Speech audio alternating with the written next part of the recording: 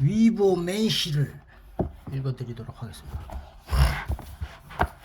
넘어진 사람을 일으키는 것보다 다시는 쓰러지지 않게 하기.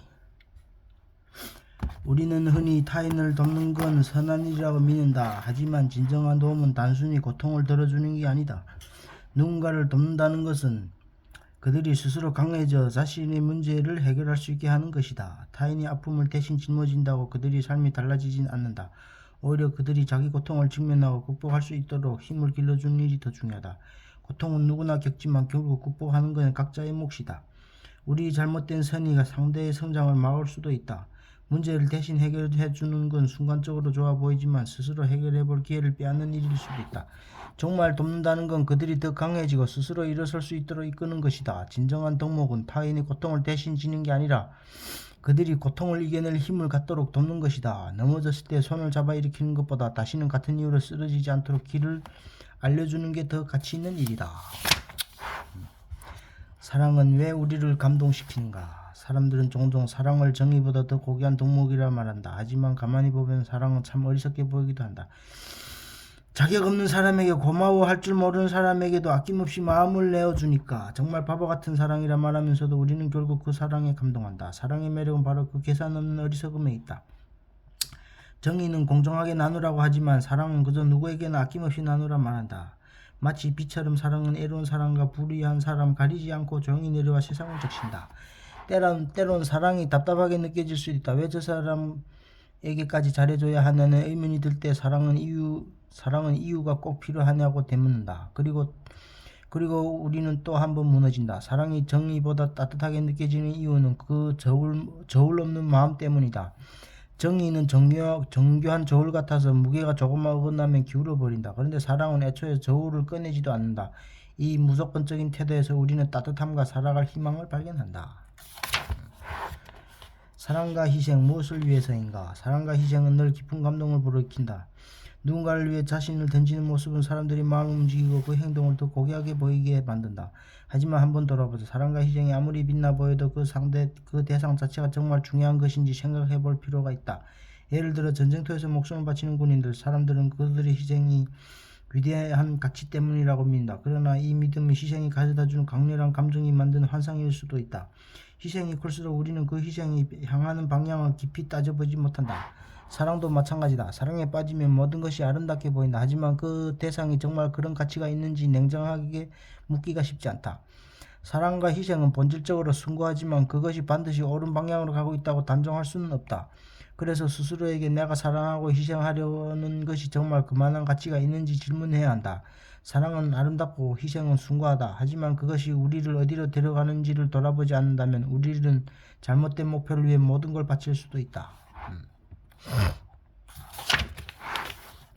선한 마음에도 휴식이 필요하다. 우리 안의 선함은 끊임없이 흘러가야 할 것 같지만 가끔은 잠시 멈춰서 숨을 고를 필요가 있다. 끝없이 선한 일을 계속하려다 보면 어느새 지쳐 쓰러질 수도 있기 때문이다. 아무리 좋은 것도 지나치면 부담이 되는 법이다.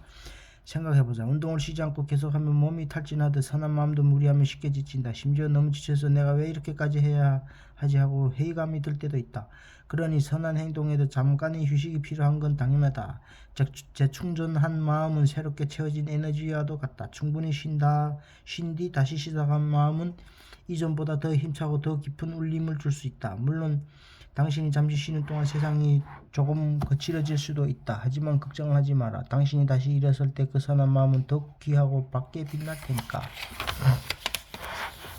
부끄러움은 생각이 아니라 시선에서 온다. 우리는 가끔 엉뚱하거나 애설적인 상상을 해도 별로 신경 쓰지 않는다. 인간이라면 누구나 할 수 있는 자연스러운 감정이니까. 그런데 문제는 그 생각 자체가 아니다. 진짜 문제는 이걸 누군가 알게 되면 어떡하지 하는 두려움이 찾아왔을 때 생긴다. 부끄러움은 내가 품은 생각 자체보다 그것이 타인의 시선에 어떻게 비춰질지에 대한 불안에 비롯된다.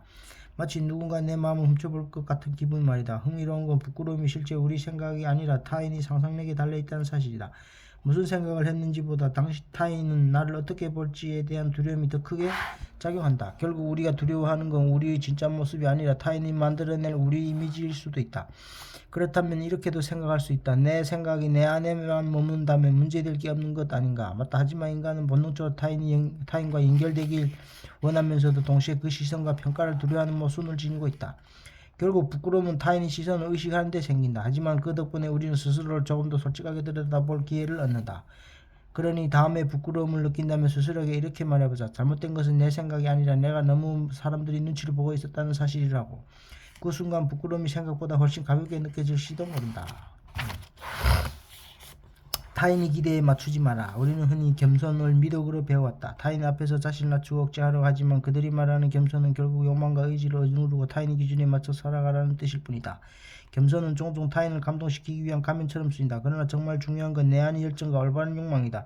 왜 내가 굳이 나를 낮춰야 할까? 왜 타인의 기대에 맞춰야 하는 걸까? 지나친 겸손은 인간을 억누르고 본능을 가두려는 사회적 장치에 지나지 않을 때가 많다. 때론 겸손은 스스로 낮추고 가치를 축소하는 가장 쉬운 방식이다.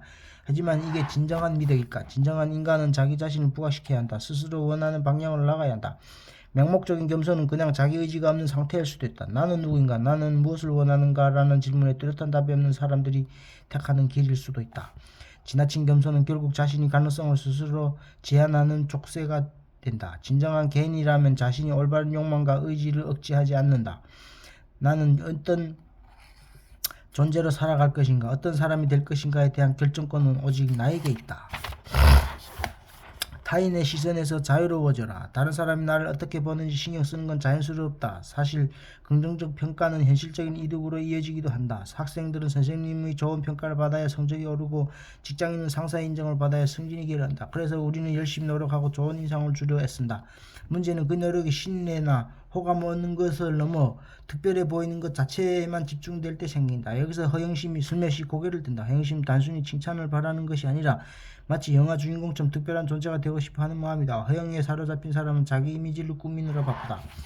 하지만 이건 매우 피곤한 일이다. 게다가 이렇게 만든 이미지에 지나치게 의존하면 언젠가 그것을 무너졌을 때 진짜 자신을 잃어버릴 수도 있다. 그렇다면 과도한 허영에서 벗어나려면 어떻게 해야 할까? 우선 내가 왜 이렇게 타인의 평가에 집착하는지를 물어야 한다. 내가 진짜 원하는 건 뭘까? 남들이 좋아하는 내 모습일까? 아니면 내가 진정으로 좋아하는 내 모습일까? 이 질문에 솔직해지는 순간 우리는 타인의 시선에서 조금 자유로워질 수 있다. 결국 중요한 건 만들어낸 이미지가 아니라 진짜 나로 살아가는 것이니까. 남을 돕기 전에 먼저 나를 돌봐라. 어릴 때부터 우리는 남을 돕는 것이 바람직한 삶이라고 배웠다. 이타적인 행동이 최고의 가치로 여겨지고 타인을 위해 자신을 희생하는 것이 미덕이라 배웠다. 하지만 정말 중요한 건 타인을 돕기 전에 자신을 사랑하는 법을 먼저 배워야 한다는 것이다. 스스로를 온전히 이해하고 존중할 수 있을 때 비로소 타인에게도 진정한 도움을 줄 수 있다. 생각해보자. 지치고 피곤한 상태에서 무엇을 나눌 수 있을까? 오히려 내면이 충만할 때 더 깊이 있는 사랑을 나눌 수 있지 않을까? 자기 사랑은 단순한 만족이 아니다. 그것은 스스로의 기준을 세우고 자기 자신에게 도전하며 성장하는 과정이다. 하지만 우리는 종종 타인의 기대나 요구에 맞추려다 자신을 소진시키곤 한다. 조금만 더 희생하면 누군가를 더 도울 수 있을 거라 생각하면서 그러나 무턱대고 참고 버티는 것보다 먼저 내 욕구를 충족한 뒤에 돕는 것이 더 건강하고 지속 가능하다. 물론 자기 사랑이 욕망만을 채우는 것을 의미하진 않는다. 진정한 자기 사랑이나 스스로 삶을 주체적으로 디자인하고 원하는 방향으로 나가는 것이다. 때로는 냉정하게 자신을 돌아보면 더 나은 길을 선택하는 과정이 필요하다. 결국 자신을 먼저 돌보는 일이 더 나은 삶의 출발점이다. 내가 나를 존중할 때 그 에너지는 자연스럽게 주변에 전해지고 타인에게도 진정한 사랑과 도움을 줄 수 있게 된다. 함께 나누는 기쁨. 혼자서 기쁨을 느낄 수 있지만 다른 사람과 함께 나눌 때 그 즐거움은 훨씬 깊어진다.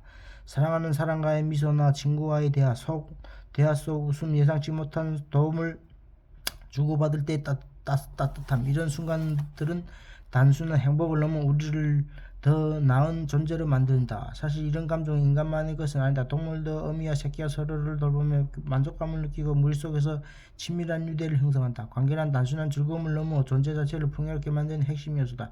누군가와 연결되어 있다는 느낌은 삶을 더 의미있게 만드는 필수적 조건일 수도 있다. 물론 함께 한다는 건 언제나 쉽지 않다. 기쁨만큼이나 고난도 함께 겪어야 하니까. 그럼에도 서로를 이해하고 도우며 쌓아가는 유대감은 단순한 즐거움을 넘어 깊은 신뢰와 강한 의지를 만들어낸다. 어려운 순간에도 곁을 지켜주는 사람, 그런 관계는 인생에서 가장 든든한 힘이 된다. 하지만 중요한 건 타인과의 관계에서도 나 자신을 잃지 않는 것이다. 사람들과의 유대는 우리를 성장시키지만 그 출발점은 스스로를 존중하고 사랑하는 데 있다. 자신을 모른 채 타인을 이해하려 하면 쉽게 지치거나 무너질 수 있다. 반대로 스스로를 존중할 때 타인과 관계에서도 훨씬 큰 만족과 기쁨을 느끼게 된다. 우리가 수치심을 느끼는 이유. 수치심은 단순히 부끄러움을 느끼는 감정이 아니다. 그것은 우리가 중요하게 여기는 가치와 연결되어 있다. 과거 사람들은 특별하거나 신성하다 여겨지는 것 앞에서 자연스레 수치심과 경외심을 느꼈다. 신성한 공간이나 행동은 경계를 뛰어넘어 삶의 중심처럼 여겨졌기 때문이다. 예를 들어 고대인들은 신전이나 신성한 땅에 함부로 들어가지 못했다. 이것에 발을 들어도 괜찮을까, 신이 노하지 않을까 하는 두려움에 본능적으로 자리를 잡고 있었기 때문이다. 성적인 관계도 본능 이상으로 인생의 신비와 연결된 특별한 것이었다. 권력이나 영혼 같은 보이지 않는 개념 역시 마치 신의 축복처럼 신비롭게 여겨졌다. 그러니 가까이 다가가는 것조차 큰 용기가 필요했다. 이런 모든 것들을 경외와 수치심을 익히는 대상이 되었다. 하지만 수치심이 꼭 나쁜 감정만은 아니다. 오히려 우리가 무엇을 소중하게 생각하는지, 어디서 멈춰야 하는지를 알려주는 신호다. 그리고 그 경계를 넘어서는 순간이 왔을 때 우리는 한 단계 더 성장할 기회를 얻는다. 예를 들어 사람들 앞에서 떨리는 목소리로 의견을 말하거나 남에게 말하기 어려운 감정을 솔직하게 털어놓을 때 우리는 그 수치심을 마주하고 극복하며 더 자유로워진 자신을 발견한다. 과거 사람들이 신성한 경계 앞에 두려움을 느낀 것처럼 우리도 각자만의 금기를 깨고 금기를 갖고 있다. 그리고 때로는 그 금기를 넘어서야 우리가 진정 원하는 삶에 닿을 수 있다. 그러니 수치심을 느낀다고 해서 스스로 비난하지 말자. 그 감정은 우리를 지키기도 하고 동시에 더 나아가게 만드는 중요한 계기일지도 모른다.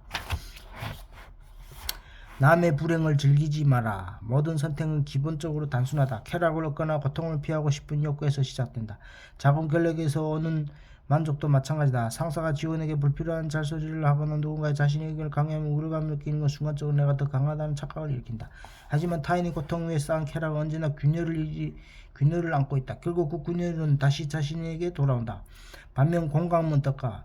사랑하는 사람이 고통을 덜어주면서 우리는 선한 일을 하고 있다고 느낀다. 하지만 그 속에서도 자기 보호 본능이 숨어 있다. 내가 그들을 돕지 않으면 그의 아픔이 곧 내 아픔이 될까봐 하는 일종의 방어 기제일 수도 있다. 이건 나쁜 게 아니라 오히려 공감의 본질을 이해하면 우리는 더 진정성 있는 방법으로 타인을 도울 수 있다. 중요한 건 남을 짓밟아서 얻는 만족은 오래가지 않는다는 사실이다. 그런 기쁨은 일시적일 뿐 결국 더 큰 상처만 남긴다. 대신 내면의 충만함을 키워라. 스스로 만족할 수 있다면 타인의 불행에서 의미를 찾으려 하지 않아도 된다. 진정한 자유는 남을 억누르지 않고도 내 가치를 느낄 수 있는 상태다. 그 자유는 외부의 인정이 아닌 내면의 성장과 만족으로부터 온다. 그러니 다음번에 작은 권력을 이용해 누군가를 통제하며 쾌감을 느끼고 싶다면 스스로에게 내가 진정으로 원하는 것이 맞는지 물어보자.